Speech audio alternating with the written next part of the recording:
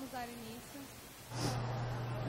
à nossa manhã de hoje do primeiro seminário Marx Hoje. Eu gostaria de pedir a todos que voltassem aos seus lugares, colocassem, por favor, os celulares no silencioso ou desligado, que vamos dar início à nossa manhã de trabalho. Dando continuidade ao nosso primeiro seminário Marx Hoje, nesse momento, teremos a mesa redonda com o tema Pesquisa e Marxismo.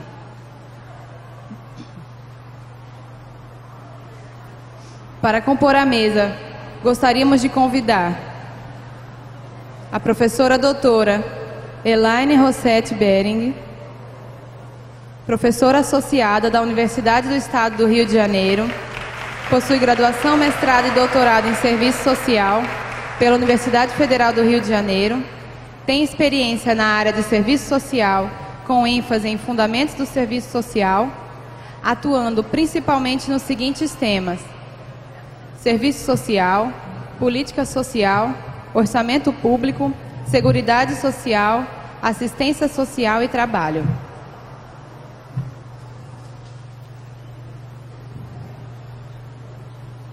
Gostaríamos de convidar também o professor Mário Duayer, da Universidade Estadual do Rio de Janeiro.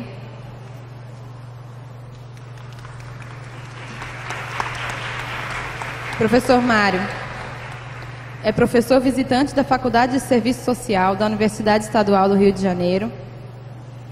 Possui doutorado fez doutorado na Universidade de Manchester, no Reino Unido, e tem experiência na área de economia, com ênfase em crítica da economia política, atuando principalmente nos seguintes temas: ontologia, Marx, teoria social crítica, filosofia da ciência, metodologia da análise econômica. Convidamos também para compor a mesa a professora doutora Raquel Guzzo.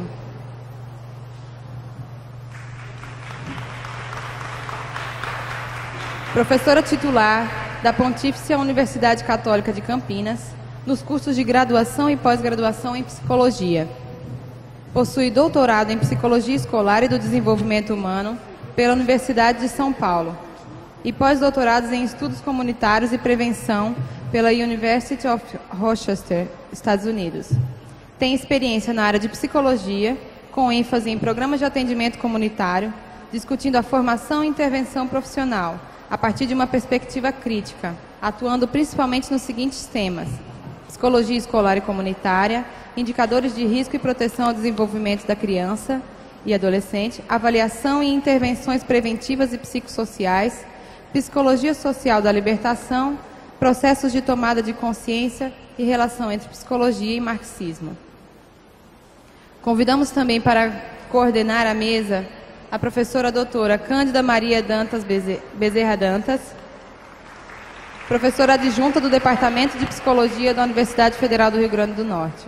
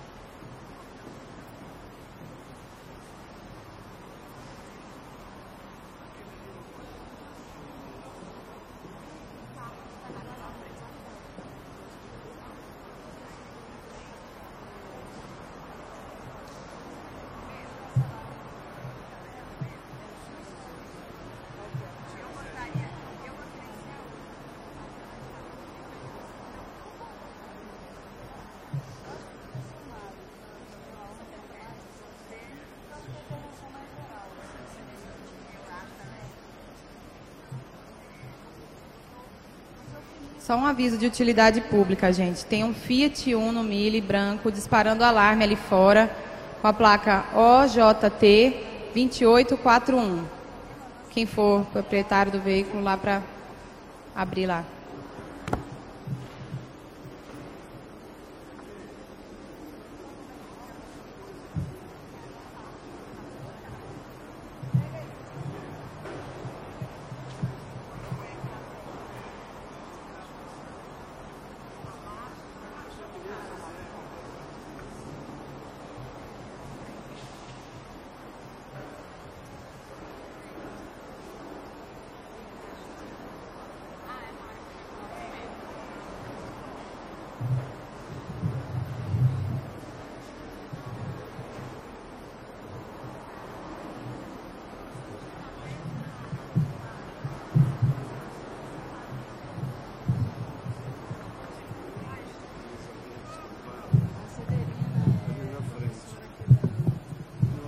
conhecer ela de algum outro lugar. Sim, a professora aqui da UFRN é aposentada, mas ela andou pelo Rio durante muito tempo.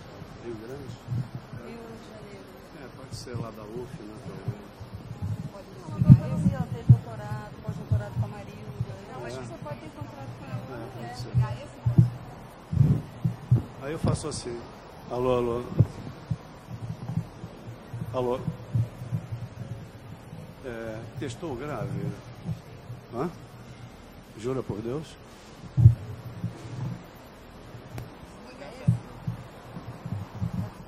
Não, eu acho que talvez isso aqui vai embute para lá, assim.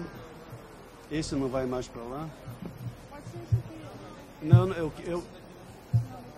Ele não quer segurar, ele quer falar. Segura aí, solta aí. Eu era engenheiro, olha só.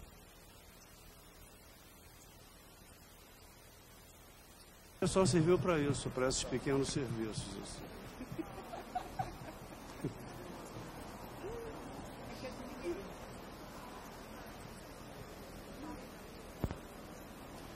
Enfim, vamos ver se eu consigo aqui. Eu esqueci de passar ali para essa parte aqui. Não precisa. Nem vou falar de quê, do método. Enfim. Sua vida que vale. Bom dia. Nós vamos dar início à atividade na mesa cujo tema é Marxismo e Transformação Social. Desculpa, Pesquisa em Marxismo. Vamos ter inicialmente a fala do professor Mário, em seguida da professora Elaine e, por último, a professora Raquel. Cada um dos convidados tem 40 minutos de fala. Eu vou tentar minimamente acompanhá-los nessa tarefa. Professor Mário, por favor. Eu já? Está todo mundo ouvindo? Jura? Por Deus? Ok. Oi? Não? Talvez tenha que aumentar lá ou eu tenho que ficar falando mais alto? Enfim, então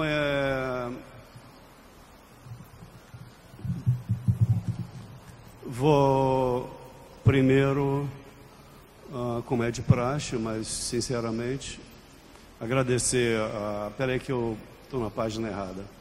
Agradecer o GPME, os organizadores, pelo convite e parabenizar, evidentemente, não só a iniciativa do evento, mas a iniciativa de manter o grupo, a criação do grupo, criação e manutenção do grupo, ou seja, de um espaço de formação e discussão no interior da tradição marxista, o que é bastante difícil e sofrido. Enfim, então meus parabéns. Queria agradecer, bom, enfim, a comissão organizadora, de um modo geral. Não está grave, não. Está agudo, né? Eu acho que para mim está grave, mas enfim. Então, eu queria agradecer em particular a Keila, que é aluna de doutorado aqui da psicologia, da UFRN, que apesar de eu ter prejudicado o andamento do doutorado dela, ainda assim, mostrando que ela não é rancorosa, inventou a minha presença no evento. Gostaria também de agradecer, estar podendo compartilhar a mesa com os colegas. E a minha intenção é compartilhar com vocês alguns aspectos ou desenvolvimentos dos estudos que eu tenho feito nos últimos 350 anos. Então, basicamente, eu tenho me dedicado ao Marx, à crítica ontológica, depois eu vou tratar especificamente disso, e a crítica da filosofia da ciência, que se superpõe com a crítica ontológica. Está ouvindo, amigo? Está ouvindo aí atrás?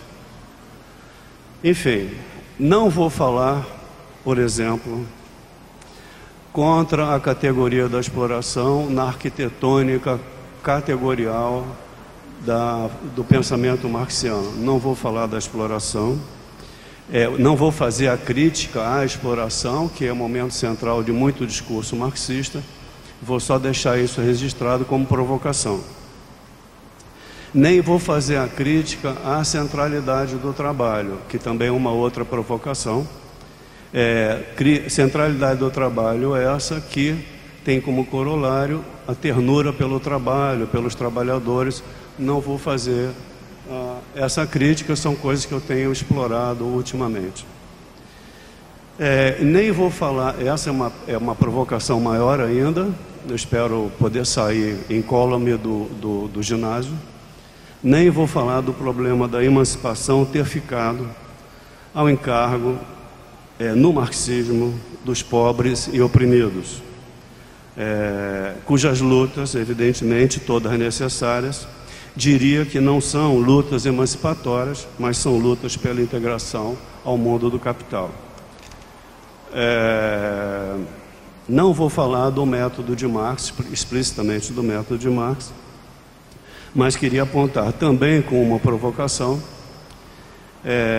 que ao contrário do que em geral se infere de suas indicações, o verdadeiro caminho da ciência, o famoso caminho de volta, é o caminho de toda a ciência, não da ciência de Marx, marxiana. Não é a ciência só de Marx, afinal, o caminho de volta, ou seja, a reconstrução do pensamento da totalidade, ou seja, da realidade, a totalização, é um movimento de qualquer ciência. Então, para Marx, o problema não é o caminho de volta, esse é o caminho de toda a ciência. Uma ciência que analisasse e ficasse só com os pedaços fragmentados, seria uma ciência absurda. Então, toda a ciência totaliza. Para Marx, o problema é como totalizar. Mas eu não vou falar sobre isso, eu queria só deixar essa provocação. Então, aí eu vou tentar ler um texto para não me perder. E vou pedir a... Caramba. Consuelo. Que droga, eu sabia que era com você, a Cândida, para me avisar quando tiver 10 minutos para poder me apressar ou não. Então, a minha apresentação lança mão de contribuições significativas no campo da teoria social. Deixa eu só fazer um preâmbulo. Eu vou falar do ceticismo contemporâneo, da crença de que não é possível conhecer o mundo. Se não é possível conhecer o mundo, o mundo, tal como ele é, na sua dinâmica, nos seus futuros possíveis, se isso é impossível, nós só podemos, cientificamente ou não, nos ajustarmos ao mundo tal como ele se apresenta. Esse é o cerne da minha preocupação. Essa é a minha preocupação, digamos, teórica sempre. O meu terapeuta de vidas passadas tem dito que eu só vou resolver esse problema quando eu chegar antes de Cristo, mas eu não tive dinheiro para ir até lá enfim, então eu vou continuar trabalhando com isso. Então, a apresentação, com essa preocupação, a apresentação lança mão de contribuições significativas. Não, deixa eu fazer um outro preâmbulo, desculpe. Tem um barulho de jogo aqui, de torcida.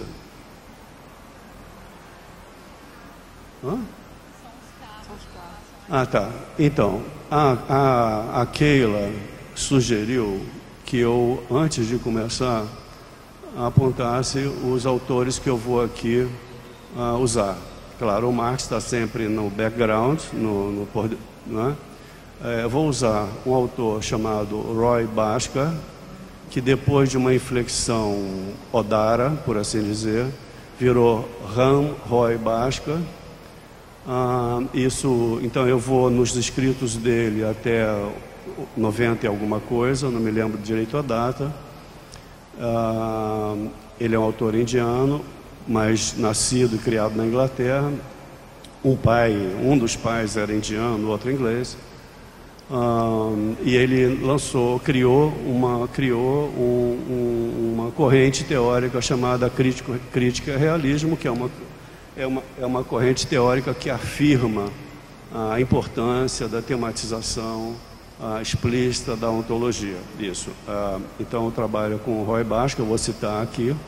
Bhaskar se escreve Bhaskar.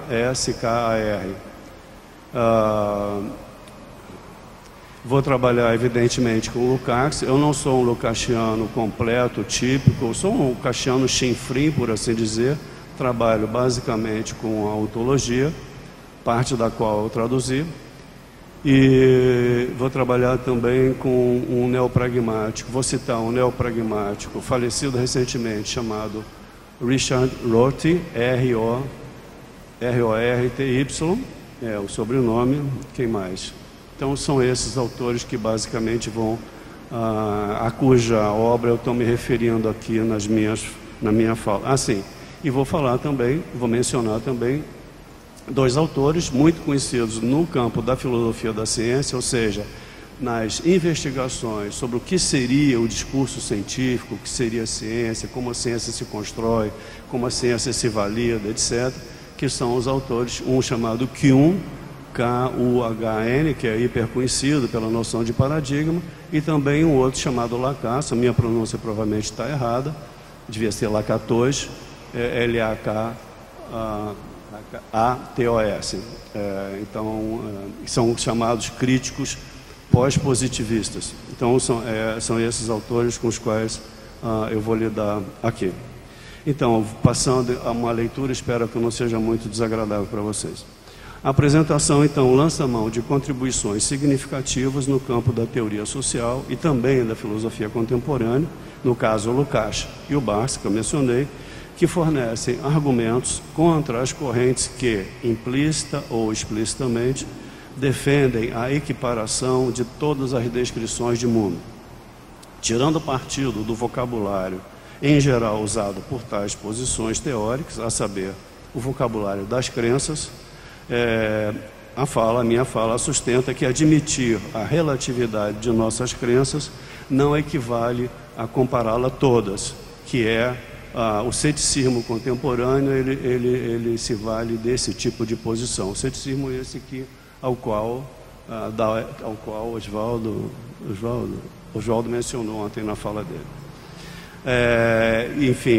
Então, concluo essa primeira parte, dizendo, pois, como se sabe, até mesmo da prática cotidiana, é sempre possível mostrar o absurdo de determinadas crenças. O exemplo mais absurdo dos absurdos é aquela crença que anima um conjunto de pessoas na Arábia Saudita a apedrejar até a morte uma mulher supostamente adúltera, enterrada, cabeça de fora, e ela é apedrejada para punir seu adultério. Enfim, adultério já é uma palavra carregada de interpretações. Enfim, então nós daqui desse país podemos certamente falar do absurdo desse tipo de crença. Enfim, essa apresentação vai se reportar a um artigo que eu escrevi e saiu publicado na revista Margem Esquerda, de São Paulo, mas ele só está baseado e ele tem outras digressões e outras ênfases. A ideia central do artigo, e, portanto, da minha fala, consiste na crítica às posições relativistas, para as quais convergem tanto as posições pós-modernas, pós-estruturalistas, neopragmatismo, etc., quanto as do campo da filosofia da ciência, associada a autores como Kuhn e Lacasse, os que eu mencionei antes. A atitude básica de todas essas posições, a despeito de suas sutis diferenças, pode ser resumida na ideia de que o mundo é conhecido sob descrições cultural, social, históricas, etnicamente específicas. Tal atitude funciona como uma espécie de senha para defender a noção de que o nosso conhecimento do mundo jamais pode ser objetivo, porque ele é sempre uma espécie de consenso local, consenso cultural, consenso ético, consenso classista, qualquer tipo de consenso que vocês quiserem, mencionar. A apresentação procura mostrar que no caso, a ideia de que o mundo... Ou seja, essa se trata numa palavra, seria um perspectivismo. O mundo é sempre tal como a nossa perspectiva o enxerga. Esse perspectivismo, desculpe, ele equivale a uma negação da ontologia, de qualquer ideia de conhecimento objetivo. Essas posições, portanto, apesar de críticas da cientificidade positivista, assumem a consigna antimetafísica do positivismo e negam toda a ontologia. A apresentação procura mostrar que essa negação da ontologia é meramente nominal, posto que essas correntes secretam uma ontologia que reduz o mundo social e natural às nossas percepções, as percepções dos sujeitos. O vento está meio aqui. Enfim, na terminologia de Bhaskara, todas essas correntes, se sustentam no realismo empírico, que é uma ontologia que, como procuro mostrar adiante, se resolve num conformismo e fatalismo dos sujeitos perante o mundo configurado pelo capital. Contra o conformismo e o fatalismo, defende-se a restauração da ontologia de inspiração marxiana, para a qual vêm contribuindo autores como Lukács e o Bhaskara. O Bhaskara vinha contribuindo, não vem mais. Deixa eu só, eu esqueci de mencionar, para vocês não acharem que eu inventei esse autor, no dicionário de termos, no seu título agora, o dicionário de termos marxistas, está grave para mim, não está não? Não está grave para você? Não o assunto é grave, eu digo, não está grave a voz? Não? Isso é aquela coisa obscena ou é o positivo? Enfim, eu estava... Sim, então, para vocês não acharem que eu inventei esse Bhaskara, no dicionário de termos marxistas do Tom Bottomore, autor inglês, há vários verbetes. Eu acho que o autor que mais produziu verbetes sobre dialética foi exatamente o Bhaskara, antes dessa virada, desse surto mágico, místico que o acometeu no final da década de 90 do século passado. Enfim, então eu vou agora propriamente ao argumento. Em primeiro lugar, acolhendo o vocabulário relativista, cumpre chamar a atenção para a natureza dinâmica de nossas crenças. Numa inspeção superficial é possível constatar que nossas crenças, isto é, nossas convicções sobre a realidade ou verdade das coisas, são falíveis, precárias e instáveis, enfim, humanas e, portanto, históricas. Essa dinâmica de nossas crenças não se limita às crenças menos sofisticadas, crenças que nascem espontaneamente da prática, mas marca também as crenças científicas, crenças que, a despeito de sua complexidade, elaboração e de seu caráter justificado, tidas e havidas por demonstradas verdadeiras, acabam se revelando superficiais, limitadas e, eventualmente, falsas. Além disso, é preciso se alimentar também depois daqui do evento. Além disso, é preciso salientar que as crenças de diferentes espécies não existem em compartimentos estanques da mente. Falar aqui, tem muitos psicólogos, é meio complicado arriscar nessa área, mas enfim, ao contrário, de alguma maneira, elas têm de formar uma unidade na diferença. Na fórmula de Lukács, vou citar, tal unidade vem expressa da seguinte maneira: vida cotidiana, ciência e religião de uma época formam um complexo interdependente, sem dúvida frequentemente contraditório, cuja unidade muitas vezes permanece inconsciente. É essa totalidade articulada de crenças que significa o mundo para os sujeitos, para nós. Cria para nós, ou para os sujeitos, um espaço de significação. É por meio dessa significação que as relações dos sujeitos com o mundo se apresentam para eles como relação. Baratas não têm relação, estão no mundo. Não tem não significam o mundo, tem uma imediaticidade, não tem essa duplicidade. Enfim, essa consideração é fundamental e por isso é importante realçá-la nesse momento. A adaptação ativa, criativa do ser social, dos seres humanos, com o seu meio ambiente, pressupõe essa dualidade. O Lukács diz, o ser social existe nessa dualidade. Que dualidade? A realidade tal como ela é e a realidade pensada. A realidade, como ele fala isso, a realidade como possessão espiritual.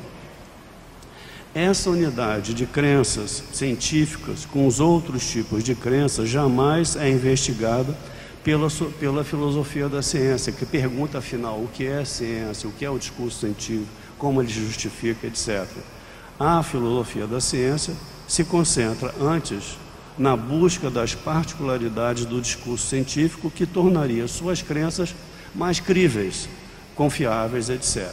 No entanto, pode-se dizer que os desenvolvimentos recentes da filosofia da ciência nada mais fazem do que, com esses autores que eu havia mencionado, Kuhn e Lukács, também outros, Popper, etc., Feyerabend, que aí não vem ao caso, são autores...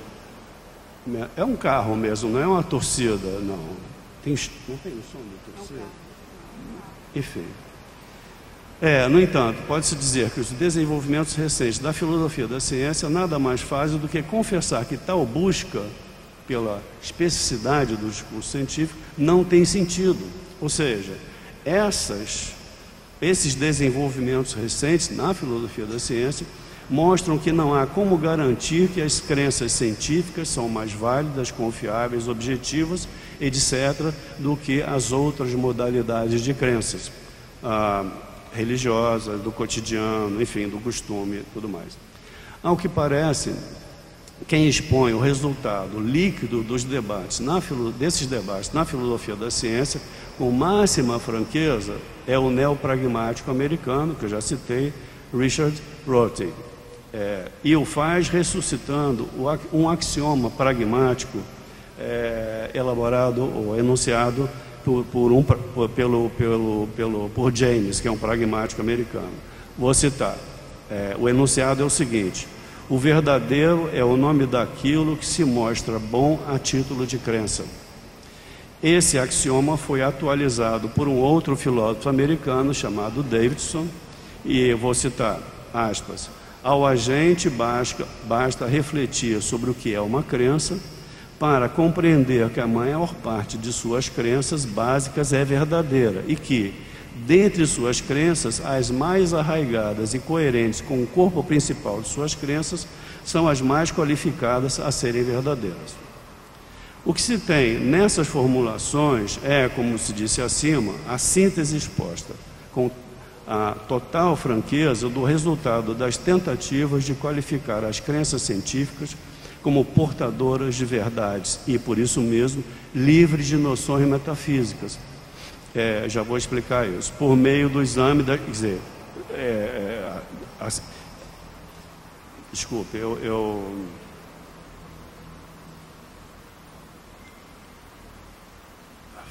acho que não me perdi, mas vou repetir. O que se tem nessas formulações é, como se disse acima, a síntese exposta com total franqueza do resultado das tentativas de qualificar as crenças científicas como portadoras de verdades e, por isso mesmo, livres de noções metafísicas. Essas tentativas eram feitas por meio do exame do discurso científico das ciências paradigmáticas, sobretudo das ciências duras, física, química, etc. Sem subterfúgios, Rorty, esse autor, acusa simplesmente o que para ele é o caráter patético de tal pretensão. Capitalizando o axioma James Davidson, que eu citei ainda há pouco, o Rorty libera as nossas crenças e o seu discurso se dirige naturalmente às crenças científicas da obrigação de serem verdadeiras. Diz ele, num slogan, verdade é uma quinta roda. Crenças, diz ele, são hábitos de ação, são adaptações ao ambiente e por isso o seu valor de verdade, o valor de verdade de nossas crenças, ou seja, o valor de verdade daquilo que nós cremos, acreditamos, nada mais é do que um título que nós outorgamos às crenças que se mostraram ao mesmo tempo necessárias e adequadas para o nosso trato com o ambiente. Isso é o pragmatismo na sua despido de qualquer tipo de floreio, direto, claro, sem pudor, despudorado. Enfim. Na verdade, o argumento de Roth, esse argumento, franqueia imediatamente duas críticas. Agora sou eu. Por um lado, esse argumento revela uma espécie de carecimento de Deus, isto é, de conhecimento absoluto. Aliás, não é por isso que o Roth afirma que nós não temos nenhum gancho celeste, nenhum ponto de vista divino, para podermos olhar o mundo de fora e por isso não podemos saber como o mundo é em si mesmo. Nós não podemos nos ascender sobre nossa cultura, enfim. Então isso é a expressão, na minha opinião, de um carecimento de Deus. Como eu não tenho o absoluto, o divino, eu não tenho nenhum tipo de conhecimento objetivo. Há uma confusão de absoluto com objetivo, um baralhar dessas duas ideias que não tem nada a ver uma com a outra. A segunda crítica que o argumento dele franqueia é a seguinte: ele é patentemente tautológico, pois se a significação do mundo é condição para a prática especificamente humana, e se o gênero humano vem existindo já há algum tempo, pode-se concluir que tais significações são verdadeiras no sentido de adaptações ao ambiente, como quer Roth. Ou seja, são significações que figuram o mundo de forma tal que permite aos sujeitos se relacionarem com o mundo de maneira satisfatória, assegurando assim a sua reprodução, sua sobrevivência como gênero. Ou seja, numa palavra, num slogan, as nossas crenças são sempre verdadeiras, mas também são falsas, limitadas, etc. Enfim, pescando nessas águas para lá de turvas, o Roth pretende oferecer um argumento invencível para estabelecer a equiparação de todas as nossas crenças. A fórmula é muito trivial. As crenças são verdadeiras das relações e práticas das quais são crenças. Vou repetir porque é uma frase bonita para colocar numa epígrafe de uma tese ou dissertação. As crenças são verdadeiras das práticas, das relações e práticas das quais são crenças. Sob pena de ser acusada de segundo essa posição, sob pena de ser acusada de totalitária, nenhuma crença pode desbordar o perímetro de suas relações e práticas nas quais é verdadeira e pretender ser verdadeira para outras relações e suas correspondentes práticas. Essa ultrapassagem seria, aspas, totalitária. Correntes teóricas que respondem pelo nome de pós-colonialismo, multiculturalismo, etc., baseiam-se nessas ideias, como é fácil de perceber. Sobre a historicidade de nossas ideias e concepções, além da historicidade de nossa própria existência social, Marx não tinha a menor dúvida. Só que não deduzia dessas historicidades a equiparação de todas as nossas concepções sobre a realidade. E, consequentemente, a impossibilidade, não deduzia daí a impossibilidade do conhecimento objetivo. Ou melhor, a possibilidade de oferecer melhores razões para as nossas crenças. A possibilidade de oferecer... Como nós nunca temos o mundo diretamente, o mundo é sempre mediado pela nossa cultura, pelas nossas estruturas sociais, etc., etc. O que nós comparamos nunca é nossa ideia com o mundo.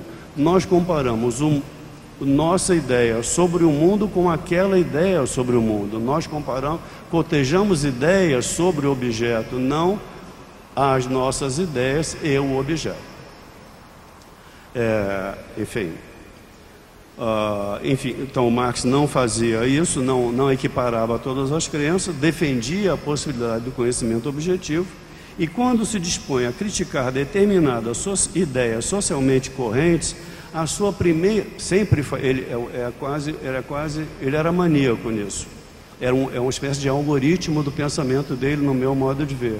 Sempre que ele se dispõe a criticar determinadas ideias socialmente correntes, a sua primeira providência é afirmar a objetividade dessas ideias, objetividade social. O Lukács, no capítulo, sei lá qual, não, no capítulo da ontologia sobre o Marx, ele diz, já na dissertação de doutorado, o Marx percebe que Deus existe, muito embora não exista. A ideia de Deus é plausível, então eu tenho que fazer, não basta eu fazer uma crítica a uma ideia que eu considero absurda, a ideia de que existe uma entidade que imaginária, que existe objetivamente uma entidade que, para ele, Marx, sem querer ofender as pessoas aqui, era imaginária. Quer dizer, primeiro preciso reconhecer a objetividade dessa crença, muito embora ela seja falsa. Enfim, ainda sobre... Desculpa que tem uma mosca me enjoando aqui. Ainda sobre... Quanto tempo eu tenho? Quanto tempo eu tenho? 10 minutos. Você não está me roubando, não? Você não está me roubando, não? Enfim, ainda sobre o caráter tautológico da posição hortiana, recordo uma passagem muito esclarecedora de Lukács, citando, ele diz assim: a praxis postula por si só, necessariamente, uma imagem do mundo com a qual possa se harmonizar e da qual resulta da totalidade das atividades um contexto pleno de sentido. Nossa prática sempre tem sentido para nós, muito embora para nós tenha sentido, muito embora para outros ela possa ser absurda. Em minha opinião, afirmar a concepção relativista de Marx com relação ao nosso conhecimento de mundo, juntamente com a de Lukács, no caso, é da maior relevância. A meu ver, pode-se atribuir a uma interpretação cientificista e positivista, presente em grande parte do marxismo, o susto e o decorrente estado de estupor de que foi acometido esse marxismo com a aragem relativista que resultou da falência da tradição positivista. Daí a sua súbita do marxismo, imobilidade ante a interdição do relativismo contemporâneo às grandes narrativas. Supostamente o Marx tinha uma grande narrativa, e grande narrativa é uma metafísica impossível, etc. Como se o Marx tivesse escrito uma espécie de mecânica social de corte iluminista. Eu acho que não vai dar tempo. Mas, enfim, vocês me pagam só metade das diárias, então. Se Marx for assim interpretado pelo marxista, de maneira cientificista, não estranha que as críticas à tradição positivista no interior da filosofia da ciência, todas elas focalizando as concepções de ciência, de explicação científica, de extração positivista para as ciências naturais, tenham atingido uma concepção sobre o conhecimento da sociedade, concepção marxista no caso, que se atribuía quase as mesmas propriedades do discurso da física. A gente pode falar de Stalin, etc., de outros autores. Tais críticas à tradição positivista, em geral associadas no âmbito da filosofia da ciência aos nomes de Cunha e Lacasse, como eu já mencionei, são associadas a esses autores. Para encurtar a história, diria que a crítica desses autores às concepções de ciência e de explicação científica da tradição positivista, em particular, em sua última forma, o positivismo lógico, tem algo de óbvio e trivial. Em última análise, ela trata de mostrar que era simplesmente absurdo o objetivo que a tradição positivista perseguia, ou seja, descobrir um algoritmo que garantisse que nossas generalizações, teorias são generalizações, pudessem ser sempre referidas às coisas tais como as percebemos pelo nosso aparato sensorial. Em uma palavra, essa seria a única maneira para a tradição positivista, admitido que conhecimento válido é conhecimento fundado no empírico, na experiência sensorial, de eliminar as generalizações inválidas, especulativas, metafísicas, Ou, dito de outra maneira, essa seria supostamente a única maneira de impedir que a razão descarrilhasse dos trilhos fincados no empírico, no imediatamente existente. Ora, o que esses autores mostraram, tirando partido das inúmeras críticas já disponíveis à tradição positivista e até mesmo críticas internas à própria tradição, foi que tal pretensão estava fundada numa espécie de mito criacionista. A ideia de que o conhecimento era gerado do empírico, as sensações dos sujeitos, e essas sensações os sujeitos iam esbarrando nas coisas e iam generalizando as identidades, diferenças e montando um conjunto primeiro, uma taxonomia e um conjunto de relações. Tudo isso supostamente sempre remetido ao empírico, portanto, sem nenhuma interferência de ideias metafísicas, etc. Somente se o conhecimento... Não, desculpe. Não, tudo bem.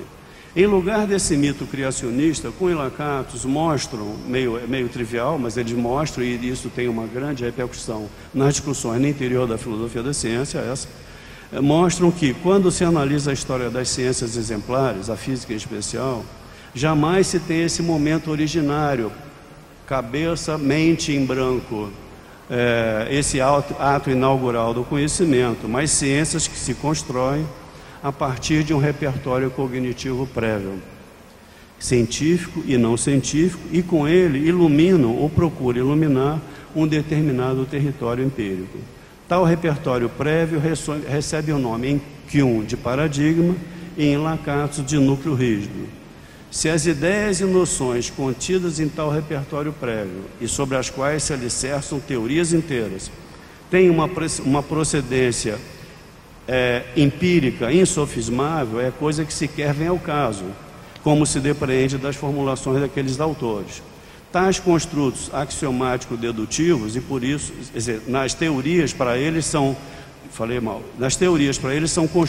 construtos axiomático-dedutivos, conjunto de axiomas preliminares, hipóteses iniciais, e a partir desses axiomas, por dedução, se constrói uma teoria.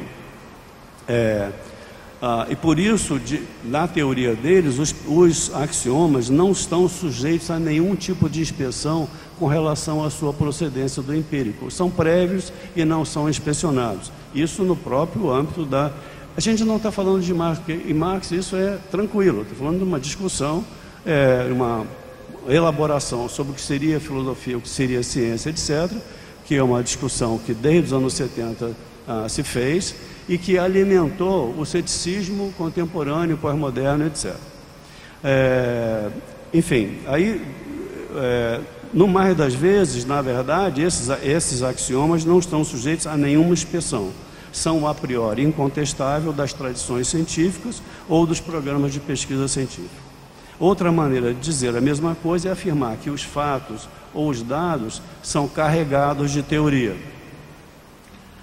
Creio que não é necessário sublinhar que todas essas conclusões são trivialidades no pensamento de Marx, para quem o indivíduo isolado e superlativo da cognição e da sociedade nada mais é do que uma ilusão da sociedade burguesa fundada na produção de mercadorias. Esse sujeito tem uma espécie de eminência parda, nem tão parda, das teorias de arquitetura liberal.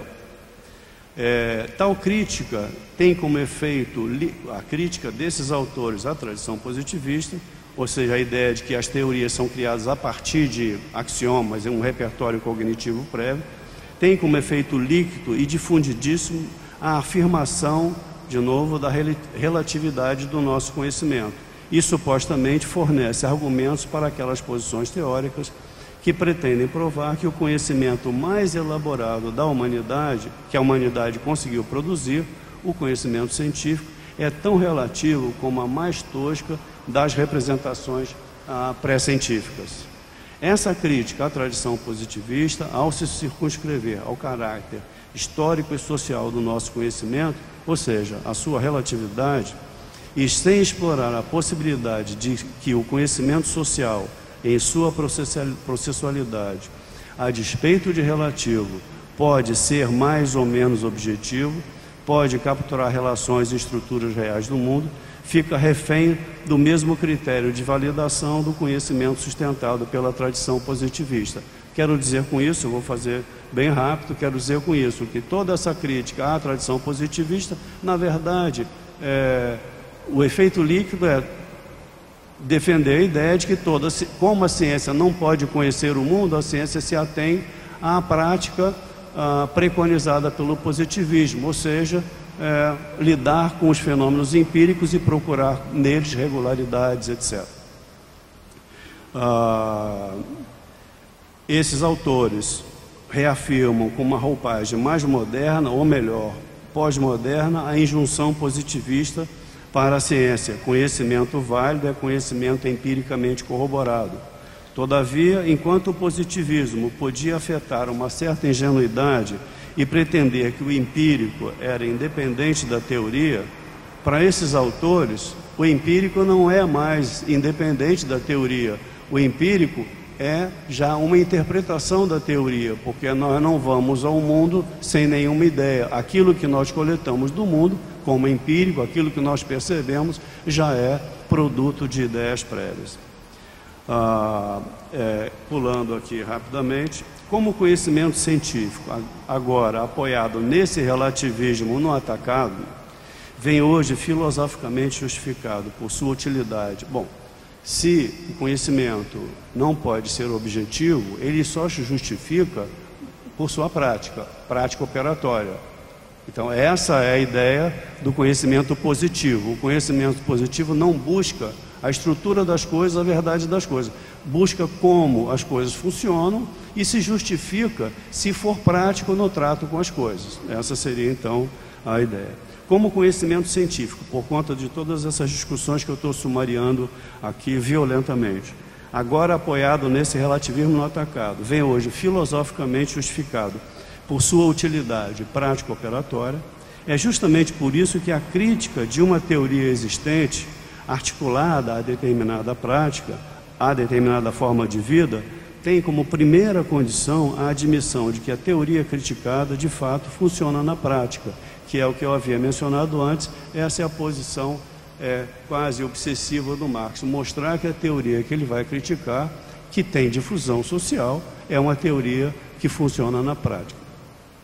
Não só funciona na prática, mas ilumina a prática para os sujeitos e, ao iluminar, oferece o crítico manipulatório, não no sentido conspiratório, para essa prática. Somente com tal reconhecimento que a teoria existe, é objetiva e funciona na prática, é possível descartar a priori a utilidade prática como critério da teoria. Lançando mão do próprio referencial teórico do adversário, relativista no atacado, a crítica pode afirmar que o critério da utilidade é o circular, pois, segundo seus próprios critérios, a sua teoria é útil e funciona na prática, é verdadeira exclusivamente no espaço de significação criado por ela mesma, em articulação com as demais crenças que emergem das práticas e das relações sociais. Ou seja, esse seria um argumento tautológico. Desse modo, a crítica que eu estou dizendo que seria uma crítica do Marx, que aceita a outra como verdadeira, essa crítica permite também demonstrar que, de acordo com as próprias premissas relativistas, não é possível retrucar que o mundo existente é o único mundo que temos e que, portanto, nada mais razoável para uma teoria do que se circunscrever às crenças que dele emergem, porque tal resposta pressupõe necessariamente que esse é o único mundo possível, e essa ideia contradiz imediatamente o relativismo do qual parte o argumento. O argumento relativista não pode afirmar que este é o único mundo, porque pelo argumento relativista nós nunca conhecemos o mundo. Então, a atitude crítica, em suma, que eu estou falando que é do Marx, equivale a desfazer a confusão praticamente unânime entre o relativismo epistemológico, talvez tenha a ver com a discussão que foi suscitada ontem por uma pergunta ao Oswaldo, Então, tal atitude crítica, em suma, equivale à atitude crítica do Marx, que aceita que a outra teoria existe, é objetiva e é prática. Essa crítica equivale a desfazer a confusão praticamente unânime entre o relativismo epistemológico e o relativismo ontológico. O primeiro, relativismo epistemológico, com o qual todas as partes envolvidas no debate concordam, refere-se à natureza relativa dos nossos conhecimentos, dado que são sociais e, portanto, históricos. O problema, contudo, é que as correntes teóricas hoje hegemônicas deduzem desse relativismo epistemológico o relativismo ontológico, ou seja, do caráter transitório e relativo dos nossos conhecimentos, deduzem que eles não podem ser objetivos. Do relativismo epistemológico, deduzem o antirrealismo e propõem, velada ou abertamente, a paridade de todas as ontologias, ou a paridade de todas as descrições do mundo, ou a equivalência e paridade de todas as significações do mundo, de todas as ontologias. De bônus, essas posições recolhem como corolário o relativismo julgamental, ou seja, isto é, a concepção segundo a qual as ideias, teorias, etc., não podem ser objetivamente comparadas e, por conseguinte, criticadas. Essas posições abolem, suprimem a crítica. Por isso que hoje a gente não tem crítica. Esse é um efeito dessas posições. A crítica é impossível. De novo, nossas crenças são sempre verdadeiras, empiricamente plausíveis, das práticas das quais são crenças. De acordo com Bhaskara, aquele autor que eu já havia citado de início, para desfazer tal armação teórica, é necessário promover uma espécie de revolução copernicana do domínio da filosofia. Em uma palavra, é preciso tirar o sujeito do centro do universo e admitir que o mundo é mais do que as sensações e as impressões que dele temos. Lukács interpreta o problema de maneira semelhante quando comenta que uma das ilusões do pensamento contemporâneo é de que o sujeito é o responsável exclusivo pela construção dos universais. Enfim, visto que os universais supostamente não se apresentam aos sentidos com a clareza do singular. O Lukács observa, o singular também é invisível se nós não o percebermos, não tivermos as categorias do particular e do universal para diferenciá-los de outros singulares. Então, os singulares também não é imediatamente dado, ele é mediado pelo particular e pelo universal. Eu acho que eu estou... Enfim, desculpe a pressa e enfim, eu vou ter que devolver a passagem, Keila. Voltando ao comentário, eu acho que eu já parei, né? Já esgotei. Não, de repente para as perguntas e tal, eu queria, quer dizer, a estratégia teórica é você exibir como essas ideias de ciência ou de ideias que difundem a noção de que a ciência não é objetiva, a ciência nada mais faz do que recolher o aparente, interpretar o aparente como ele se apresenta e oferecer instrumentos para nós nos havermos com essa realidade aparente. Primeiro, isso é muito conformista, né? E você só pode se contrapor a essas posições fazendo uma crítica ontológica, que é o que eu penso que o Lukács tenta fazer, e a gente poderia dizer que todo o pensamento do Marx, na verdade, é uma crítica ontológica. É uma crítica que parte das descrições correntes, teóricas ou não, do mundo, mostra que elas são objetivas em algum grau, mostra suas insuficiências nos seus próprios termos, e mais, o que é mais importante, a gente deve isso ao Bhaskara, o que é mais importante é mostrar que essas ideias que são falsas, superficiais, mas são práticas e são plausíveis, elas são geradas por estruturas sociais. Então, aí você tem uma conexão de teoria e prática, e por isso a crítica ontológica é importante. Teorias sociais estruturas sociais que exigem, geram e necessitam ideias falsas por parte dos sujeitos, mas que são plausíveis, são nefastas, porque com base em ideias falsas superficiais, nós não podemos criar um mundo humanamente decente.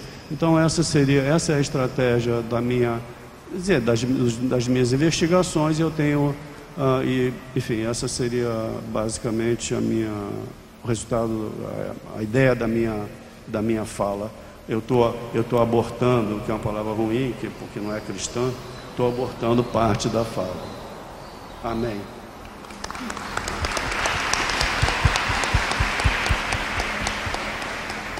Eu queria agradecer ao professor Mário e pedir licença para dar um aviso, né? As atividades que estavam previstas para acontecer aqui amanhã, né, que eram a mesa redonda do turno matutino e à noite a mesa de encerramento, vão ser transferidas para o auditório da reitoria.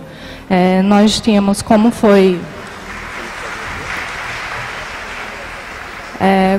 divulgado ontem, nós tínhamos a previsão, né, tivemos 1.350 inscritos, e aí, em função da capacidade do auditório, nós optamos por transferir, nós não temos outro espaço que comportasse essa quantidade de pessoas na universidade, então nós optamos por transferir o evento para cá, mas em função da acústica, em função, né, do calor, todo mundo abanando, nós achamos por bem retornar o evento para o auditório. Isso vai ter uma implicação, né? Talvez a gente precise se acomodar de uma forma, né? Possivelmente não teremos cadeiras para todos, mas como a gente já está vendo pessoas no chão, de qualquer modo, então amanhã, a mesa da manhã e a mesa de encerramento serão no auditório da reitoria. As demais atividades previstas para hoje à tarde e previstas para amanhã à tarde continuam no mesmo local que estão especificados na programação. Não, em uma palavra, a gente foi cobaia. É verdade. Enfim, eu gostaria de passar a palavra para a professora Elaine. Você vai querer aqui? Lá?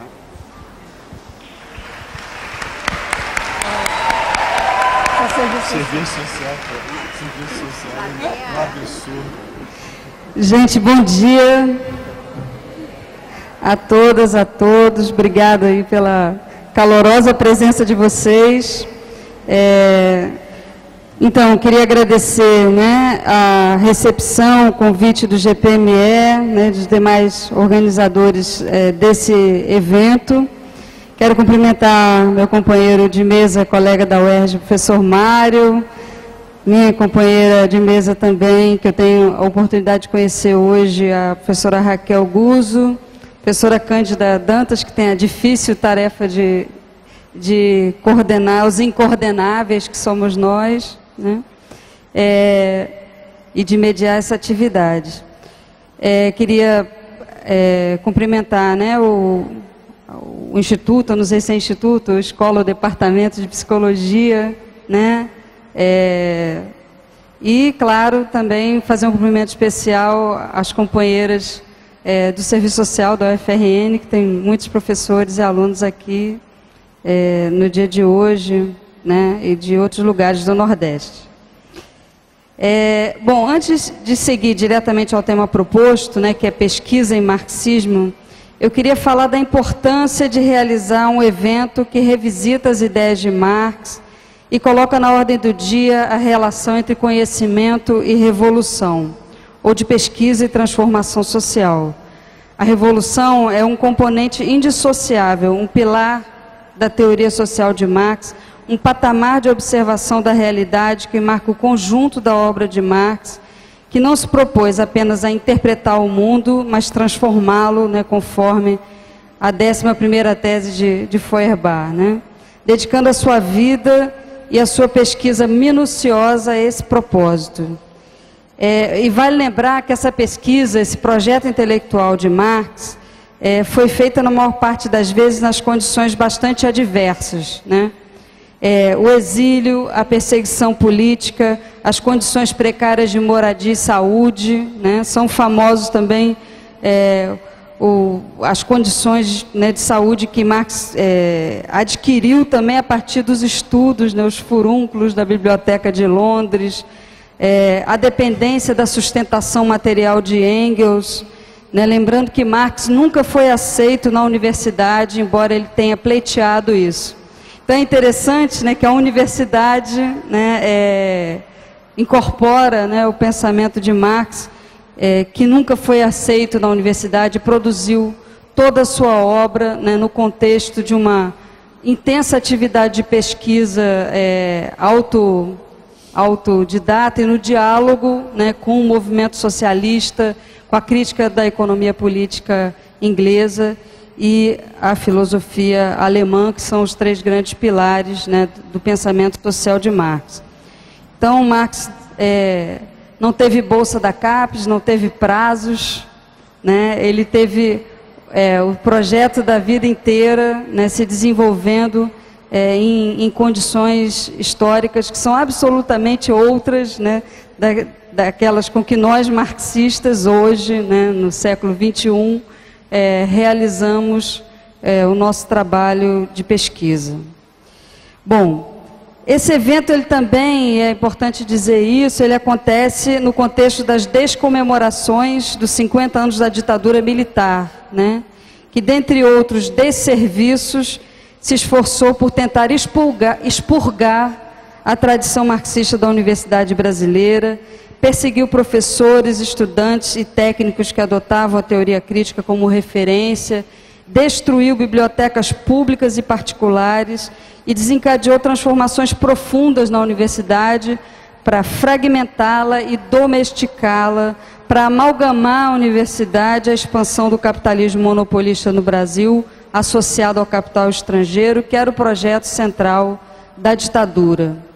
Nós tivemos valorosas resistências e contradições nesse processo, e eu poderia dizer, né, claro, sem desenvolver muito, que uma prova disso é a realização de um evento como esse e de tantos outros que a gente tem acompanhado no último período e que revisitam o legado marxiano e a tradição marxista por vários dos seus principais expoentes, seminários sobre Gramsci, sobre Mesaros, né, que vem acontecendo no Brasil e também sobre outros autores importantes no Brasil e no mundo, no contexto hoje de aprofundamento de uma crise estrutural e endêmica do capital.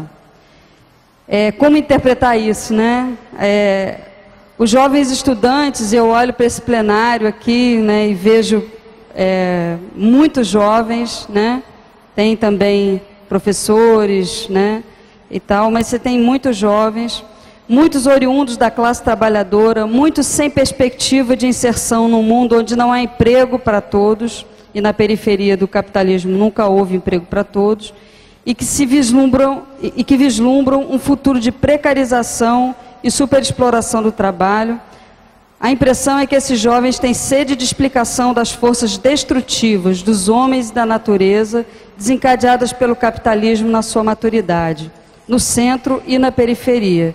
Eu posso estar sendo aqui um pouco otimista, mas apesar da ofensiva burguesa do neoliberalismo, no Brasil, combinado ao transformismo de parcelas da esquerda, me parece correta a assertiva, né, que dá título a um livro do Perry Anderson, de um presente marcado pela crise da crise do marxismo. Acompanha esse novo período de mobilizações, essa crise da crise do marxismo, acompanha esse novo período de mobilizações que nós estamos vivendo, aonde se coloca a busca de interpretações do mundo que tem o objetivo de superá-lo, a busca de uma nova sociabilidade. A gente vem crescendo, né, no Brasil, no mundo, quem vem acompanhando, né, as mobilizações, um sentimento anticapitalista, não necessariamente marxista, né, mas um sentimento anticapitalista. E nesse bojo, a tradição marxista renovada, arejada, né, e revisitada, né, com uma revisita, né, aos seus clássicos, né, ao que de melhor essa tradição produziu, né, tem muito a oferecer, né, nesse contexto histórico. Daí a oportunidade, né, desse evento, vai voar. Espera aí, gente, que eu vou resgatar aqui a minha folhinha, tá?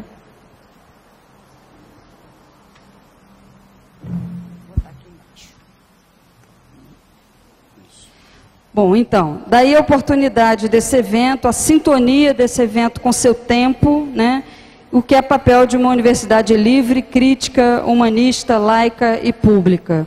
Realizar um evento como esse também é adentrar na disputa de hegemonia dentro da própria universidade, né, cujos efeitos da domesticação e impactos da ditadura, não nos iludamos, ainda se fazem sentir, né, acirrados pelo neoconservadorismo, pelo pós-modernismo, né, que o Mário acaba de fazer, né, a sua crítica de forma contundente, né, que é o ethos, a lógica cultural que marca o contexto da reação burguesa à crise no capitalismo tardio ou maduro, né, conforme Jameson. Então, com essas palavras, assim, eu gostaria de sublinhar, né, que eu sinto esse evento como parte das descomemorações dos 50 anos do golpe militar no Brasil, né, e com isso eu gostaria de parabenizar a ousadia dos organizadores, né, de se inscrever, né, nessa disputa de hegemonia dentro da própria universidade.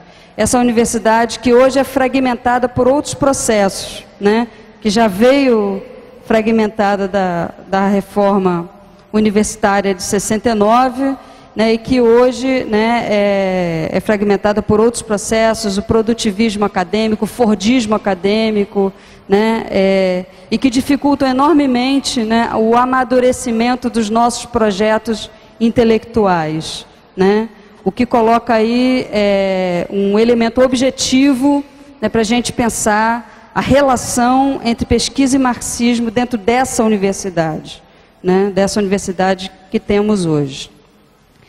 Então, essa é uma provocação também para o nosso debate.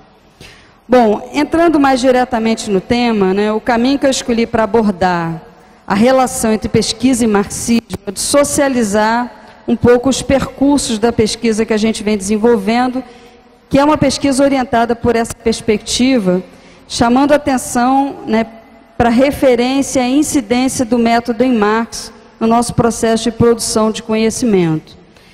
O método em Marx é uma sofisticada bússola, né, para interpretar o mundo, que se apresenta ao pesquisador, o mundo, né, como um claro escuro de verdade e engano, como nos diz o Karel Kossik, né, no seu imprescindível trabalho A Dialética do Concreto. O pilar do método na teoria social de Marx é tão importante, né, que o Lukács, já referido aqui, né, dizia lá em História e Consciência de Classe que a ortodoxia marxista se refere ao método. Nas palavras do Lukács, o marxismo ortodoxo não significa, pois, uma adesão sem crítica aos resultados da pesquisa de Marx. Não significa uma fé numa ou noutra tese, nem a exegese de um livro sagrado. Acho extremamente importante essa fala do Lukács. A ortodoxia em matéria de marxismo refere-se, pelo contrário, e exclusivamente ao método.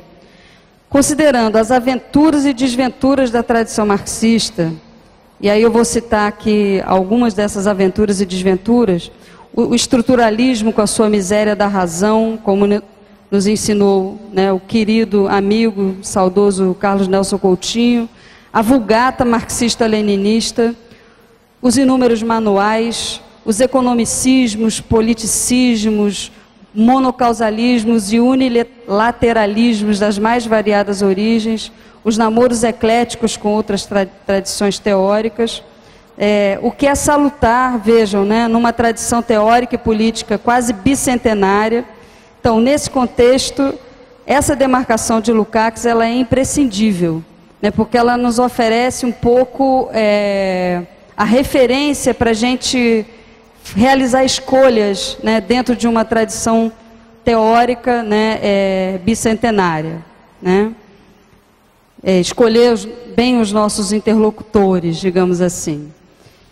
Nesse mesmo texto, Lukács ressalta também a relação entre teoria e história, teoria e praxis, ou seja, a perspectiva da revolução como elemento interno a esse patamar de observação da realidade. Para o Lukács, há uma relação dialética do sujeito e do objeto no processo da história. Uma ação recíproca, né? O que implica na recusa peremptória da neutralidade científica de Durkheim, do positivismo ou axiológica de Weber, especialmente na pesquisa social. Para essa conversa, a gente pode convidar também a reflexão do Michel Lovy, que mostra a relação entre teoria e visões sociais de mundo, teoria e política nas suas aventuras de Karl Marx contra o Barão de Munchausen, por meio da alegoria, né, daquele personagem bizarro que pretende sair da areia movediça se puxando pelos cabelos, ou seja, o pesquisador e seu objeto estão mergulhados na história. Essas são balizas centrais, né, que vêm orientando o nosso trabalho de pesquisa. Bom, no ano de 2013, o grupo de pesquisa que eu coordeno na UERJ, que é o Grupo de Estudos e Pesquisas do Orçamento Público e da Seguridade Social, o GOPS, completou 10 anos de trabalho. Nesses anos, nós temos realizado um amplo monitoramento das contas públicas brasileiras, especialmente do Orçamento Público Federal, que revela aspectos importantes da dinâmica da economia política brasileira, do Estado e da luta de classe na sociedade brasileira. Isso porque a gente não vê o orçamento público como uma peça técnica, pelo contrário, né? Ali é a expressão da economia política em processo, né? Em processo. Bom, esse trabalho de pesquisa, né, o que hoje também é um trabalho de extensão, a gente vem oferecendo cursos, né, de formação nesse debate, e hoje somos 17 pessoas no grupo, né, envolvendo 4 professores e vários estudantes de todos os níveis, né. Bom, o projeto Guarda-Chuva, né, que a gente vem desenvolvendo, que tem outros dentro do grupo, se intitula Fundo Público, Política Social e Valor, Fundamentos Históricos, Teóricos e Dinâmica Contemporânea. Ou seja, buscamos compreender o fundo público e a política social em articulação com o processo de reprodução ampliada do capital, que passa pela caça apaixonada do valor, como nos informa Marx no Capital. Esse projeto em desenvolvimento, ele propõe, né, na verdade, uma espécie de ontologia do fundo público e da política social, né? Aprofundar o estudo teórico-empírico do orçamento do Estado brasileiro e do financiamento das políticas sociais nas 2 últimas décadas, com ênfase na Seguridade Social, desvelando a lógica de constituição e alocação do fundo público na sociedade capitalista contemporânea, na sua relação com o circuito de criação, realização e repartição do valor, diga-se da acumulação do capital. E desse objetivo maior, né, se desdobram alguns objetivos acadêmicos específicos que a gente vem perseguindo a partir do estudo da lógica da Constituição e alocação do fundo público, a sua relação com a política social. E a gente destaca, né, a perspectiva de aprofundar o estudo teórico acerca da relação entre teoria do valor e o fundo público em Marx, na tradição marxista contemporânea, aprofundar o estudo sobre a alocação do fundo público brasileiro, considerando os interesses de classe, segmentos de classe em disputa, a inserção do país no capitalismo contemporâneo e as políticas econômicas que vêm sendo desenvolvidas, refletir sobre a relação entre política social e fundo público no Brasil, considerando o ambiente neoliberal das últimas 2 décadas e seu impacto sobre as políticas sociais e os direitos sociais, e compreender a natureza da crise do capitalismo em curso e seus impactos sobre a constituição e alocação do fundo público, e bem como adensar o conceito de crise a partir da crítica da economia política, retomando, né, o pensamento clássico, mas buscando a sua atualização contemporânea. Bom, a leitura crítica, né, da crise do capital, do papel do fundo público e seu impacto sobre a produção e reprodução social, envolvendo o mundo do trabalho, dos direitos e das políticas sociais, e tendo como base empírica o orçamento público, ainda que não exclusivamente, requisitam a perspectiva da totalidade do ponto de vista heurístico né, considerando que esses são processos que se inscrevem na totalidade concreta, a sociedade burguesa contemporânea, e envolvem ainda a particularidade brasileira. A categoria da totalidade, portanto, ela vai ser decisiva para trazer à tona as múltiplas determinações do capitalismo contemporâneo como totalidade histórica concreta, a qual envolve um conjunto de mediações e contradições que a colocam em movimento ou, como diz o Mesaros, em intenso socio-metabolismo. Razão pela qual todo conhecimento sobre a sociedade é aproximado, inacabado, o que não significa dizer relativo, né? Ou, nos termos do meu querido Mário, seria essa ideia do inacabado, né? E do aproximado é o máximo de relativismo que a teoria marxiana poderia admitir, né? É preciso estarmos atentos, né, ao relativismo, que, na minha opinião, remete ao mais profundo idealismo. Eu não vou me deter nisso, que o Mário já desmistificou aqui o relativismo, né, daqueles que o reivindicam, né, mais diretamente. Mas não é o pensamento que produz a realidade, não temos uma realidade para cada forma de pensar, né? Pela perspectiva metodológica que a gente adota, o pensamento extrai da realidade o seu movimento. E entre pensamento e realidade existem inúmeras mediações e condições que vão determinar as possibilidades maiores ou menores de apanhar as determinações do objeto, que é isso que a gente persegue, né, na pesquisa. No caso, a pesquisa é sobre o fundo público e a política social. Outra categoria central que orienta a nossa pesquisa é a contradição.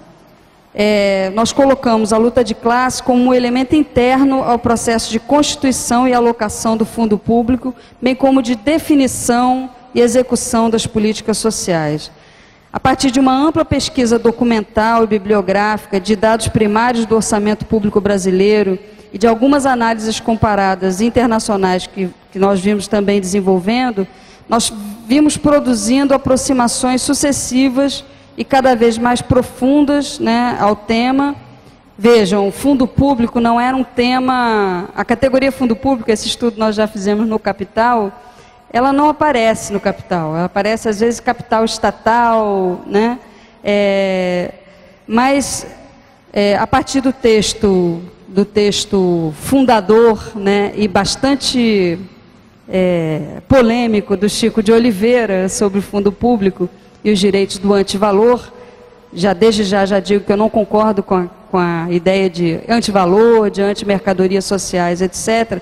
Mas esse texto, ele é muito importante, e a gente vem procurando adensar a categoria fundo público, né, apanhar a dinâmica dessa parcela do sobreproduto social e do trabalho necessário, né, que é apropriada pelo Estado, né, no sentido exatamente de mostrar o seu nexo estrutural insubstituível com o circuito do valor, né? Então, nesse sentido, o que a gente está buscando é uma ontologia do fundo público, né, a partir da pesquisa que a gente vem desenvolvendo. Bom, então, retomando, né, uma outra categoria central que orienta a nossa pesquisa é a contradição, né? Nós vimos produzindo essas aproximações sucessivas, cada vez mais profundas, né, mas são sempre aproximações, tendo em vista a reprodução no nível do pensamento da lógica que preside o movimento do fundo público e a configuração da política social como concreto pensado. Então, a gente trata-se de partir, né, do concreto e aparente, né, para reconstruí-lo no nível do pensamento como um conjunto mais rico de determinações que supera, né, de longe aquele momento primeiro, né? O que pressupõe um trabalho prévio, sistemático de organização e tratamento dos dados e que constitui a base para análise. Então, a gente realiza uma descrição sistemática dos dados do orçamento público como um trabalho prévio, mas buscamos traduzir, desvelar sua lógica dialética, marcada pela contradição entre o desenvolvimento das forças produtivas e as relações sociais de produção entre a produção social e a apropriação privada, entre as classes sociais fundamentais, burguesia e trabalhadores, seus interesses antagônicos na disputa pelo fundo público como um elemento insubstituível na sua reprodução material do conjunto das classes. Sobre a contradição, né, José Paulo Neto, num texto bastante importante que foi publicado num curso, né, que nós oferecemos para os assistentes sociais, mas que depois saiu também pela Expressão Popular, numa brochura, né, bastante acessível, e que também está disponível na internet, né, em vários espaços, enfim. Esse texto que me parece uma das melhores sistematizações sobre a questão do método, né, ele nos auxilia sobre a questão da contradição, né. Para ambos, Marx e Engels, o ser social e a sociabilidade, o ser social, e aí tracinho, né, e a sociabilidade resulta elementarmente do trabalho que constituirá o modelo da praxis. O ser social é processo, movimento, né, que se dinamiza por contradições, cuja superação o conduz a patamares de crescente complexidade e novas contradições impulsionam a outras superações. Então, o que a gente quer apanhar, né, é o movimento, é o movimento do objeto, né, a partir desse móvel, né, que são as contradições, e especialmente a contradição mais importante, que é a contradição capital-trabalho. Então, as categorias, né, fundo público, política social, expressam modos de ser do ser social numa perspectiva ontológica e, como tal, são históricas e transitórias, né? O fundo público e a política social são mediações importantes na totalidade da vida social burguesa, e a nossa pesquisa busca adensar essas categorias, compreendendo seu modo de ser, teorizando a partir de um trabalho prévio e sistemático do sujeito que pesquisa. O sujeito, ao pesquisar, né, ele esgota ao máximo a produção relevante sobre o objeto, né, produção bibliográfica, e organiza dados primários.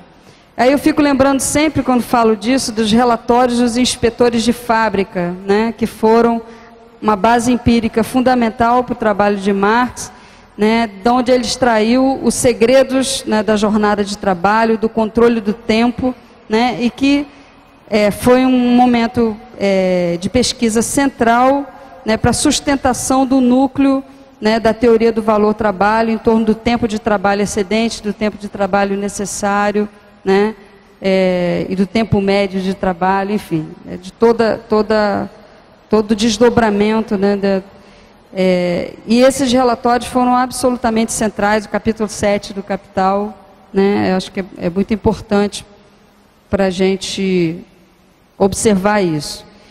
Então, então a gente quer teorizar nesse sentido, né, no sentido do que é teoria para Marx, né, a reprodução ideal do movimento real do objeto pelo sujeito que pesquisa. E aí é Marx via Neto, né? Pela teoria, o sujeito reproduz em seu pensamento a estrutura e a dinâmica do objeto que pesquisa.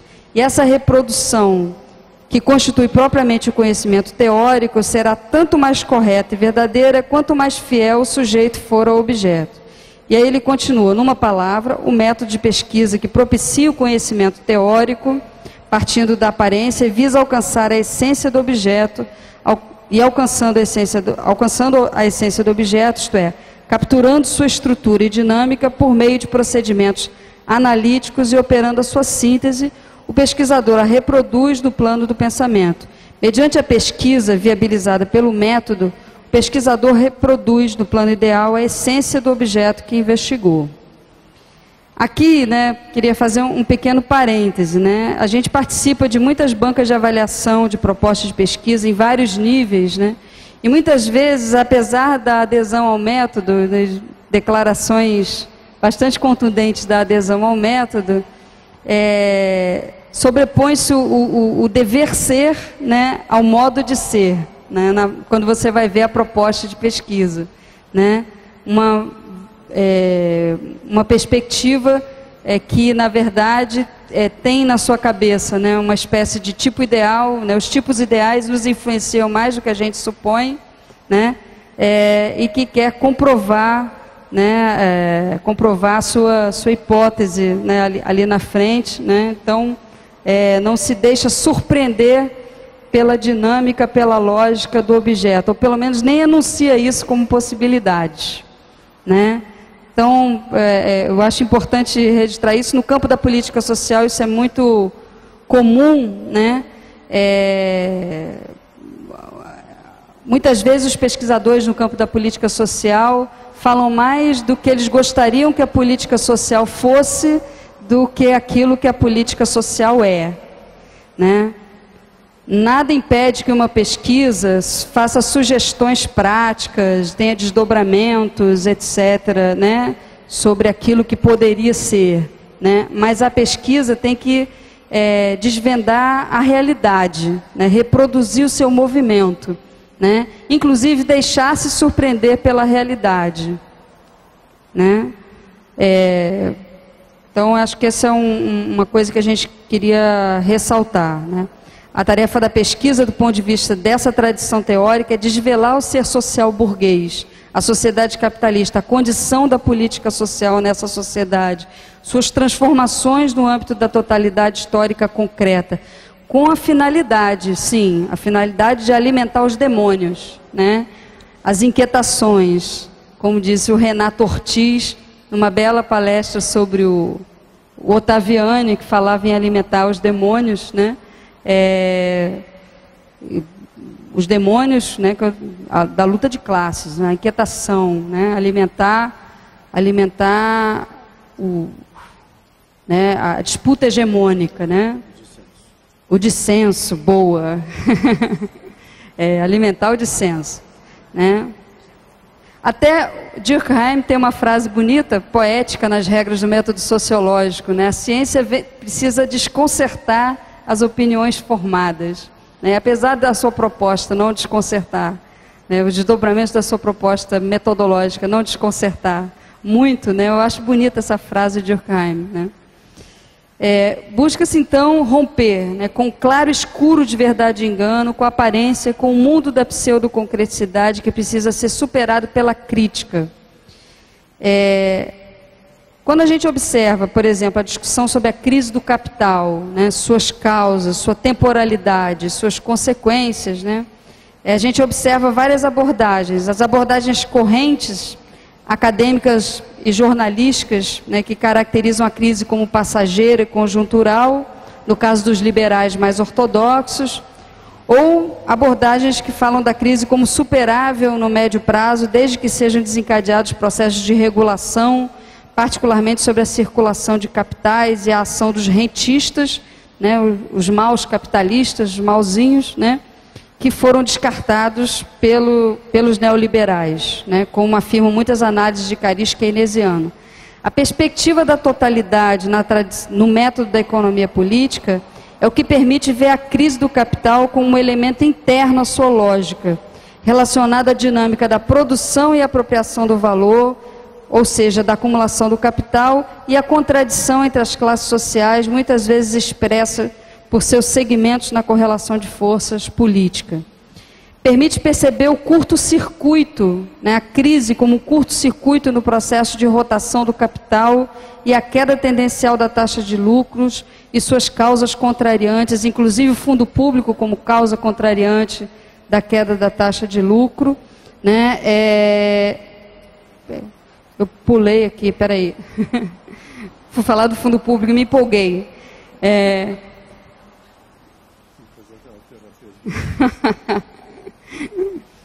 Sim, isso acho que como explicitava o Marx, né? As causas contrariantes e a queda tendencial da taxa de lucro. Tudo isso determina a formação e alocação do fundo público, um componente estrutural inarredável no capitalismo contemporâneo, e a condição da política social como uma mediação importante no campo da produção e reprodução da totalidade concreta, considerando seu lugar na reprodução da força de trabalho e na relação entre produção e consumo no capitalismo maduro. O ponto de vista, então, adotado, né, pela pesquisa que nós vimos desenvolvendo, percebe a crise em curso como endêmica, profunda e estrutural, envolvendo múltiplas dimensões: econômica, política, social, cultural e ecológica. Com Mandel, né, que é uma referência no nosso trabalho, faz parte das nossas escolhas pela bússola, né, do método, mas não só, né, pela bússola da revolução e da teoria do valor também. Entendemos que a crise não é detonada por uma única causa. O petróleo, né, lá em 73, 74, ou a perversidade da finança em 2008, né, 2007, 2008, 2009, os créditos imobiliários sem lastro, etc. Todo monocausalismo nos leva a raciocínios reducionistas e dedutivos que tendem a empobrecer a reprodução do movimento do objeto como concreto pensado.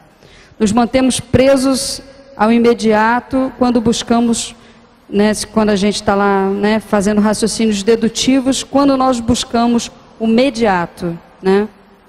Ou seja, a reprodução no nível do pensamento, do concreto, com síntese de muitas determinações, formas de modo de ser, determinações da existência e unidade do diverso, prende contradições. Queria também apontar, né, uma premissa importante do nosso trabalho, para além da totalidade, da contradição e da mediação, que é o entendimento de que o capitalismo maduro se desenvolve desencadeando forças destrutivas avassaladoras, ou seja, o capitalismo tardio para o Mandel, mas que eu prefiro chamar de capitalismo maduro, é destrutivo e tende a fugir das regulações, sendo a experiência social-democrata do estado de bem-estar, do pleno emprego keynesiano, datada e geopoliticamente situada, delimitada por um conjunto de determinações que não nos cabe desenvolver aqui.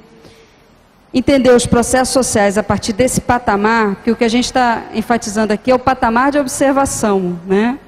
A partir desse patamar, evidentemente não implica numa abordagem catastrofista ou finalista da história, que por vezes contagiou e ainda contagia o debate crítico e que aqui eu gostaria de recusar veementemente, né? Se o capitalismo esgotou ou não o seu tempo, é um desdobramento que tem a ver com as forças vivas, com a luta de classes e as suas possibilidades históricas. O capitalismo, ele encontra formas de se reproduzir, ele não cai de maduro, né? Nossa única certeza é de que quanto mais capitalismo hoje, maiores as possibilidades de barbarização e banalização da vida, de desastre ecológico, de radicalização da desigualdade, do pauperismo e da violência. Daí que o compromisso acadêmico primordial de trazer à tona com maior nitidez, né, os processos sociais em curso no contexto da crise, no nosso caso, na dinâmica do fundo público e da política social, na sua relação com o circuito do valor, que organiza a sociedade burguesa, há um compromisso político de alimentar as lutas sociais e políticas. Como eu já tinha dito anteriormente, não existe ciência asséptica, neutra e descompromissada, né? E os tempos difíceis requisitam uma pesquisa na universidade comprometida com a vida, com a humanidade no sentido humano genérico amplo, um compromisso com a emancipação humana e, eventualmente, ainda com a emancipação política naquelas realidades onde essa mediação tática se repõe.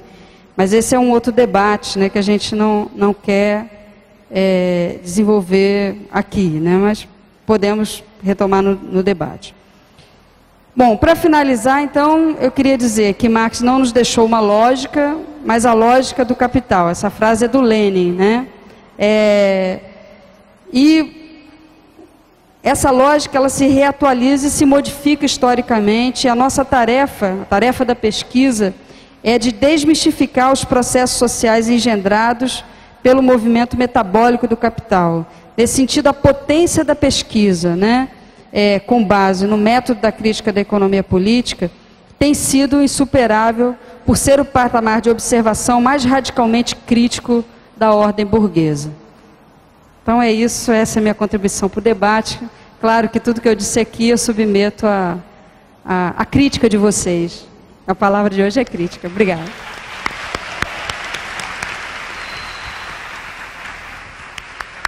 Obrigada, professora Elaine. Agora vou passar a palavra para a professora Raquel. O apontador. Aqui. Bom dia a todos e todas. Eu queria agradecer essa oportunidade e, ao mesmo tempo, manifestar uma preocupação sincera de que essa experiência, para mim, é uma experiência de extremo desafio. Tem que apontar para o lado de lá, né? De extremo desafio, porque, sendo psicóloga e trabalhando no campo educativo e no campo comunitário, a abordagem marxista é uma ferramenta para nós, do grupo de pesquisa que eu estou responsável hoje por apresentar para vocês sumariamente e discutir de como esse grupo evolui dentro dessa abordagem. É para nós muito cara e ainda bastante incipiente do ponto de vista dos fundamentos que necessitamos apreender para poder fundamentar a nossa prática. Deixa eu me manejar aqui. É aqui? Para onde? Faz para mim. Eu queria também aderir à fala dos meus colegas no cumprimento à iniciativa corajosa, necessária, vigorosa, revolucionária, de trazer a discussão do Marx hoje para os grupos de pesquisa dentro da universidade. Eu sou uma professora de psicologia que transitou por diferentes caminhos. E hoje, pela circunstância dada de que os pesquisadores se organizam em grupos dentro das universidades, a ideia inicial desse evento, da qual eu participei por conversas mais informais até ser consolidada efetivamente, era de que alguns grupos precisariam se encontrar para se fortalecerem. Porque nós acabamos ficando dentro da universidade absolutamente dispersos e, por que não, excluídos, né, da hegemonia do valor da meritocracia dentro da universidade, porque pensamos diferente daquilo que está dominando e que é hegemônico dentro da ciência brasileira. E a ideia de fortalecer grupos, que inicialmente seriam grupos que se utilizavam dos fundamentos marxistas para suas práticas de pesquisa, foi uma ideia que para mim ficou em suspenso até o momento que a gente teve notícia do que significou esse evento. Quer dizer, é emocionante a gente ver o conjunto de pessoas interessadas nesse debate, a despeito da gente poder abrir um debate verdadeiramente mais próximo com todo mundo que está aqui. Então, a ideia dos meus apontamentos é problematizar um pouco esse percurso e, no final, colocar dificuldades e desafios que um grupo de psicologia enfrenta com essa temática e aprofundar conquistas e avanços dos passos que a gente já conseguiu dar.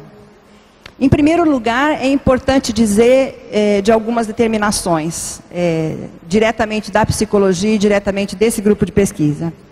Primeira formação em psicologia hegemônica.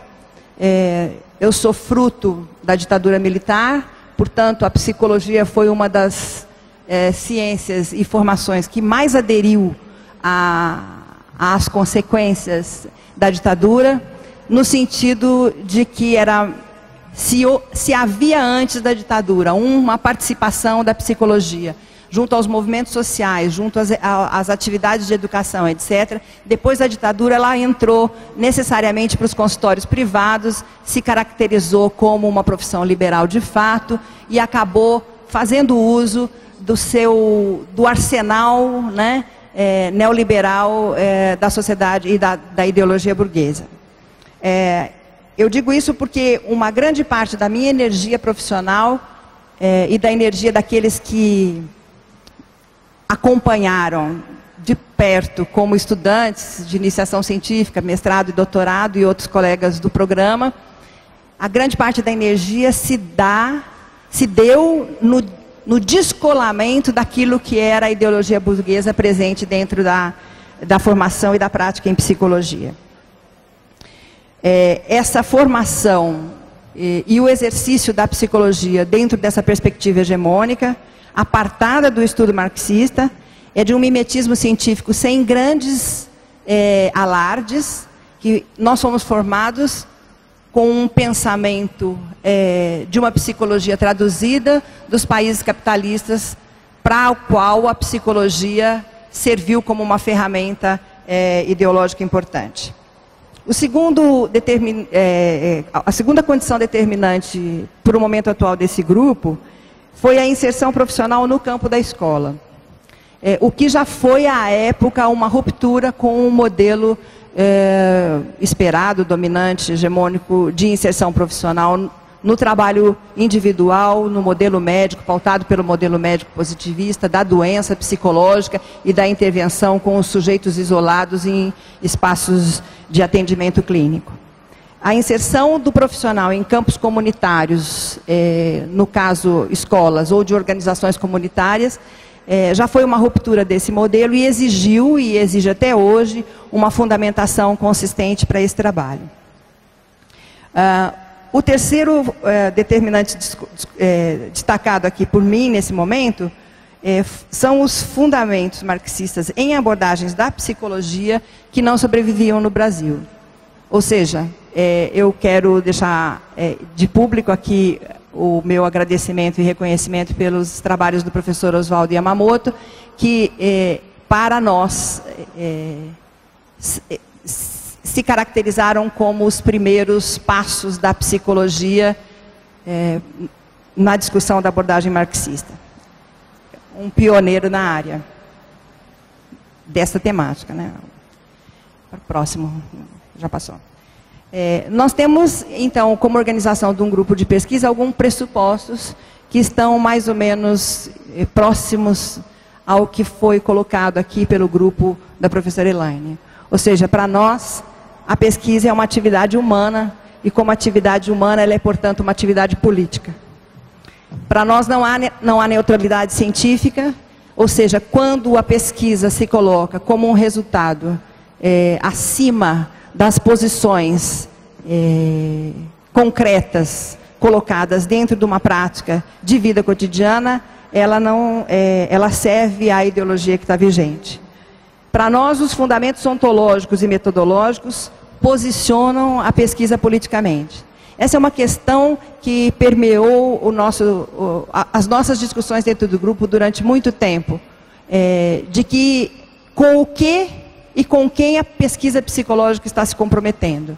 E quando a gente avança nessa discussão, a gente percebe que o sentido ontológico e metodológico da pesquisa levam a pesquisa a uma posição claramente declarada. Não tem como se esconder quando você escolhe, você toma o partido, nesse sentido de ter claro os fundamentos ontológicos e metodológicos. Um outro elemento debatido dentro do grupo é que esse compromisso com a realidade não é um discurso e uma retórica. Ele é, de fato, fundado numa prática de intervenção, de ação concreta na realidade. Reflexão e ação são, portanto, determinantes do processo de desenvolvimento daquele conhecimento que a gente está querendo construir. Eu digo isso porque a psicologia ela pode passar a ser movida por uma retórica de compromisso com a realidade. O que, na verdade, não se traduz numa mudança dessa realidade. A ação da psicologia e a mudança da realidade. À tarde, eu aprofundo um pouco essa relação entre psicologia e mudança social. O método, em Marx, é uma questão, para nós, ainda a ser resolvida. Eu acho que a Elaine colocou de uma maneira muito clara que não basta a intenção de fundamentar uma pesquisa dentro da perspectiva de Marx. É preciso traduzir essa intenção em uma ação própria e uma reflexão própria, e um resultado, efetivamente, que coloque em evidência todas essas categorias que a gente vai destacar aqui. Então, esses exercícios de análise requerem aprofundamento teórico e inserção mais direta na realidade que a gente quer estudar. É mais marxiano e marxista e menos marxólogo dentro da proposta de discussão do grupo. Você já passou já? Max, isso. O paradigma analítico e o problema central da pesquisa para nós, no grupo, é a gênese, a consolidação, o desenvolvimento e as condições de crise na sociedade capitalista. Como homens, mulheres e crianças, trabalhadores, professores e membros de uma comunidade concreta, real, né? Como eles vivem cotidianamente inseridos dentro dessa sociedade.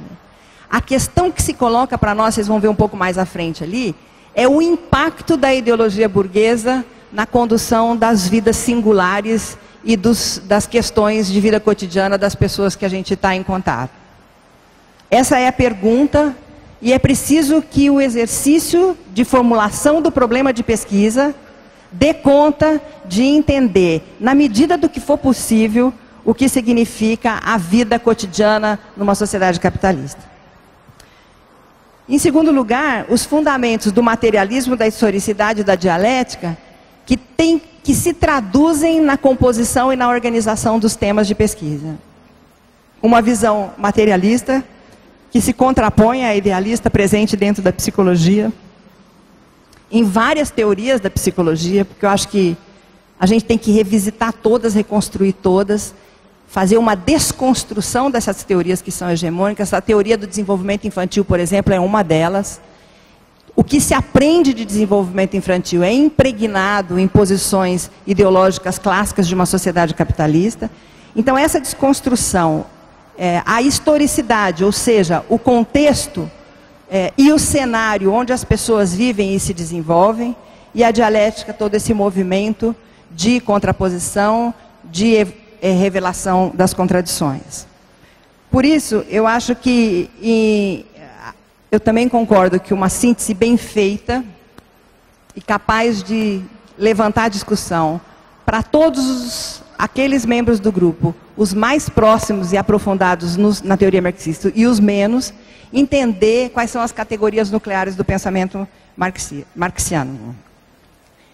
E aí estão as dificuldades do nosso trabalho, né? Quer dizer, primeira totalidade com um recorte de classe, ou seja, uma unidade concreta de forças opostas, o que significa ser um trabalhador numa comunidade que se originou dentro de uma ocupação de terra, por exemplo, em Campinas. Esses elementos são elementos importantes na análise daquela criança que é filha desse trabalhador, que está na escola, que tem um tipo de desenvolvimento específico. Ou seja, a busca do que for possível demanda do grupo de pesquisa uma investigação, uma estruturação de passos que, para além daquilo que é a elaboração de uma pesquisa acadêmica de praxe, vamos dizer, dentro de um formato diferencial.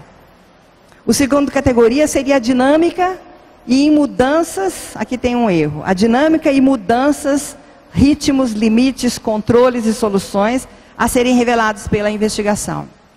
Muito mais do que uma descrição daquilo que foi encontrado, daquilo que foi possível de ser aprendido, as relações e os nexos devem ser dadas em processos de interpretação e análise. E a terceira categoria, na categoria de mediação, esses processos ocorrem nas totalidades que foram aprendidas e são mediadas pelos níveis de complexidade, pelas estruturas particulares peculiares de cada totalidade. Esse sistema de mediação é exatamente quando se avaliam as determinações possíveis. Uma criança, no caso muito concreto, que está encaminhada para a unidade básica de saúde, para o tratamento de dificuldades de atenção e hiperatividade, por exemplo, numa análise a partir de uma outra perspectiva, pode ser compreendida como quer dizer, não necessariamente é a criança portadora do distúrbio. Só para ser muito clara como a gente consegue, a partir desses propósitos, reverter um curso de encaminhamento e de avaliação de uma criança dentro de uma dificuldade que ela apresenta numa sala de aula.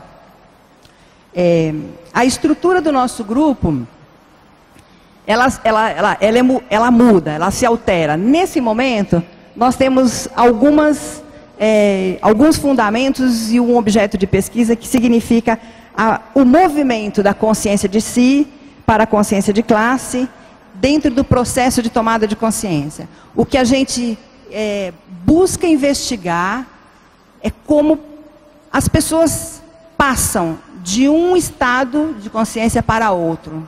Se passam, como passam e por que não passam. Essa é, para nós, uma questão fundamental aquilo que eu digo da impregnação ideológica. Se você consegue discutir e investigar um grau de impregnação ideológica, você consegue entender o que acontece com as pessoas e os grupos dentro dessa perspectiva. A gente tem utilizado uma análise sobre consciência política e análise da realidade, geralmente trazida de outros saberes que não são especificamente da psicologia. Dentro da psicologia, a psicologia crítica e a psicologia social da libertação, e as questões do desenvolvimento humano e intervenção preventiva psicossociais, que pode parecer, para aqueles que não são psicólogos, uma terminologia comum dentro da psicologia, mas não é. Quer dizer, são pontos de dissenso com aquilo que é hegemônico, que é praticado dentro da área. Os fundamentos teórico-críticos do nosso grupo se baseiam na perspectiva da libertação do sujeito histórico, aquele que age e interfere na vida cotidiana e, portanto, impacta o curso da história, nos espaços de desenvolvimento humano, as escolas, as comunidades, os conselhos municipais de saúde, de educação e de assistência, por onde a gente se distribui no grupo, e o controle, o exercício do controle social e do poder público. O controle social, não como um controle social exercido do poder público para com as pessoas, mas as pessoas para com o poder público. O segundo fundamento é o processo de tomada de consciência, consciência de si, subjetivação, pensar, sentir e agir sobre certa condição dada, a historicidade da vida cotidiana e a ideologia na relação indivíduo e ambiente, indivíduo e sociedade. Outros tópicos que têm como fundamento a leitura marxiana da realidade é a psicologia da opressão, subalternidade e violência. São temas que atravessam a discussão no grupo e que a gente tenta sempre aprofundar a partir da literatura colocada e daquela leitura mais crítica e metodológica do Marx. E a psicologia, a pesquisa, ação, participação como uma ferramenta de trabalho para a efetivação do materialismo histórico e dialético. São autores que nos ajudam a caminhar dentro dessa direção. Terminando aqui, eu acho que a ideia que eu tinha ao trazer e participar dessa mesa era exatamente dizer quais são os desafios e as dificuldades que um grupo de pesquisa em psicologia enfrenta. Esse nosso, pode ser que outros enfrentem outras dificuldades. Esse nosso enfrenta as dificuldades, em primeiro lugar, de apreensão, primeiros desafios de continuidade, de apreensão da totalidade possível. Ou seja, aonde a gente consegue ir, até onde a gente consegue ir, e aonde a gente precisa parar para poder elaborar os passos seguintes da nossa análise. Um outro desafio e dificuldade se refere à construção de instrumentos para o acesso às fontes de informação. É quase como se a gente tivesse descartado tudo o que a psicologia oferece para a investigação daquelas ações e daqueles sentimentos e participação, etc., e consciência que as pessoas têm quando trabalham nessa questão. Uma análise crítica com elementos da contradição. Fazer revelar a contradição e analisar criticamente tem sido uma dificuldade do nosso grupo. Porque exige, como a Elaine colocou, nós estamos circunscritos a uma condição de tempo, de espaço, de disponibilidade, etc., muito ruim, que desfavorece a análise mais aprofundada, onde essas contradições são reveladas e podem ser mediadas e analisadas. E ainda o rompimento com o positivismo presente e dominante na formação básica profissional da psicologia. São poucos, nós estamos empreendendo uma avaliação nacional dos cursos de formação básica em psicologia. O Oswaldo tem estudantes do grupo dele que também estão fazendo esse trabalho, já fizeram, defenderam, participei de uma banca excelente nessa questão de análise dos cursos de formação básica de psicologia, e a gente vê ainda a presença predominante a ausência predominante de uma formação crítica na formação básica do psicólogo. Mas, como avanços e conquistas, acho que a experiência de utilização do marxismo nas pesquisas que nós desenvolvemos trouxe uma maior clareza sobre as relações entre condições subjetivas e objetivas no desenvolvimento da consciência. Uma leitura crítica da conjuntura, para além da psicologia, o que nos fez tomar contato com vários outros autores, principalmente do campo do serviço social, do campo da filosofia da ciência, latino-americanos que produzem com uma consistência muito grande nos estudos marxistas, e o desenvolvimento de instrumentos para acesso à informação.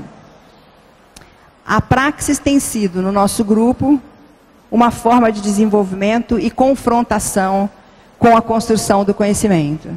É um exercício de intencionalidade,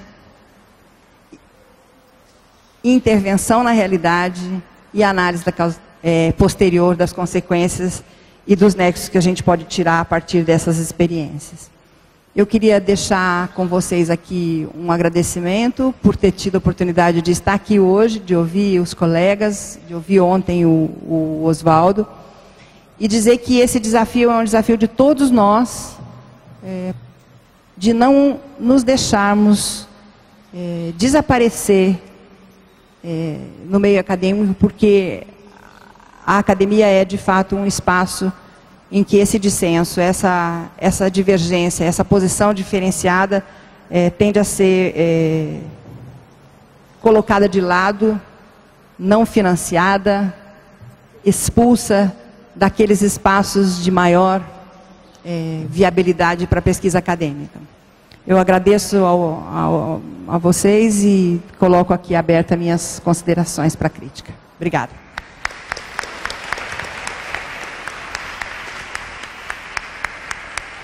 Bem, queria agradecer a professora Mário, a professora Elane e a professora Raquel. E nós vamos abrir agora uma rodada de debates. Não sei se tem microfones ou não. É esse.